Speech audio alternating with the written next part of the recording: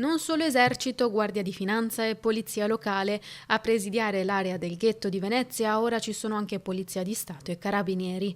L'attacco di Stati Uniti e Israele contro l'Iran ha spinto il governo ad aumentare le misure di sicurezza, soprattutto nei punti sensibili. Sorvegliato speciale, il ghetto ebraico ormai sotto controllo rafforzato dal 7 ottobre 2023, giorno in cui Hamas ha scagliato l'attacco contro Israele. Nessun commento dalla comunità ebraica, il cui presidente Dario Calimani ha preferito non rilasciare nessuna dichiarazione, esasperato dalla situazione che dice si commenta da sola.